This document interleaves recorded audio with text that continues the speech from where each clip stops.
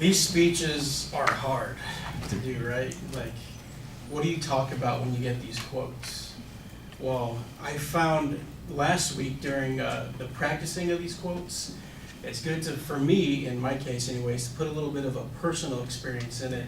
Helps, make it a little bit longer, but it also helps maybe to, have your other classmates get a little bit of, relation to, they can relate to it, In this quote, it says, I often quote myself, it adds spice to my conversation. So, this not only goes along with helping out in these speeches that we're doing, but it also helps out, in personal situations, whether it be, at home, teaching your kids things, or at work, or just having, a casual conversation with somebody you just met, on the street. At work, people are always like asking, hey, have you been to this new restaurant, or have you tried anything new lately? And what are you gonna say? Like, no, like I don't know anything. Well, it's really good to put your input on things, and that's how people learn about new things. So that's one scenario. Other things that we talk about at work is our family and stuff like that. And I had a coworker of mine who her daughter is struggling with something right now, and her eyes having issues and stuff like that. And she went to the doctor and got everything checked out, and it turned out to be a scary situation. And that was her letting me know what's going on in her life, and it made me think about my daughter, and that kind of turned into a scary situation this last week for me too. Sad. It's hard to talk about. But I told her my daughter was having a problem with her neck, one of her lymph nodes, right? And she said to me, well, it's probably nothing to worry about too much.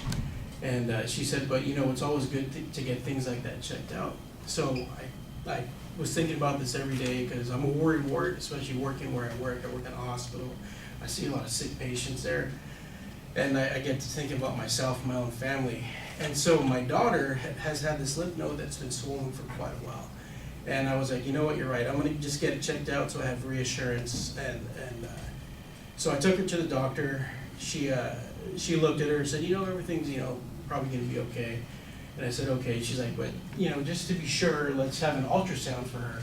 So I said, oh, okay, fine, that's fine, And so we took her in for the ultrasound, and that was that. My wife took her in, and we're going to make an appointment for Monday at the doctor's office so she can get the results. We get in there to get the results for my daughter, and the doctor says there's nothing back from the radiologist yet. So she told me, let me just look at it again. So she checked her neck, and she thought, everything looks good. So I'll give you guys a call once I get the results from the x-ray, or the ultrasound, excuse me. And so my other daughter was there with us. Anyways, the doctor comes back in after when my other daughter's getting shots, and my older daughter didn't want to see what's going on.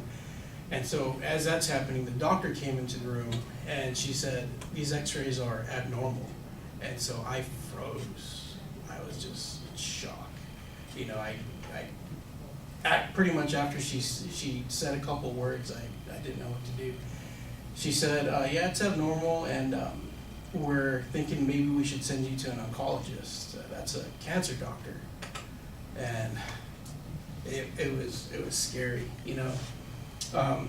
but things turned out to be okay. It was a scary day and a half, and thank God my wife works at a different hospital where the ultrasound was taken care of, and she talked to the people there, and we're questioning why he just said abnormal, didn't say too much else. Thank God she worked there.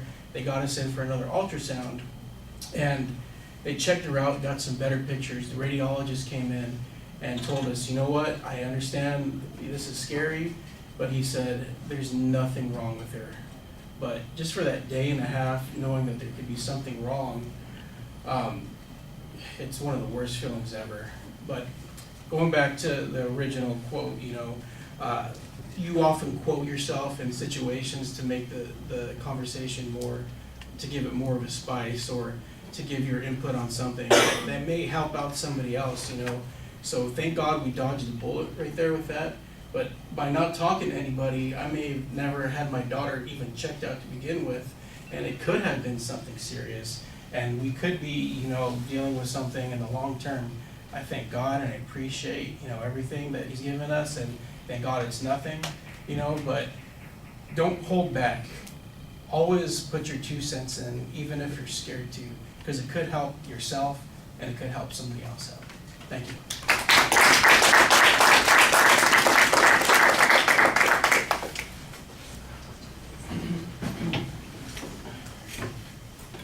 Well, you obviously go into a lot of detail on the story, and that keeps you going. It keeps you fluent while you're speaking. I'm not exactly sure how the story kind of connects to the point that you were trying to make. At the very end, I think that you've got a kind of a tagline that makes it have a little bit more sense, and there's a point to what you're talking about. But while it's happening, I'm going, what's going on here? I mean, it's a compelling story, but I wasn't sure what your point was going to be about. So, I'm sorry to hear the story, and I'm glad that you engaged us in that process. But like I said, the connection to the presentation was a little bit hard for me to fathom. There's no organizational pattern to it except for the story, so that's a little bit problematic.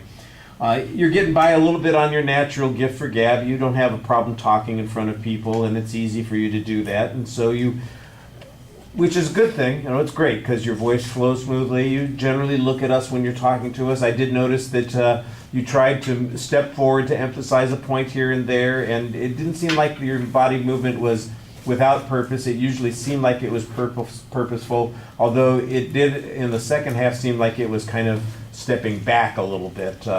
And so instead of getting closer to us and building, it felt a little bit like you're backing away from us during the presentation. All right, thank you.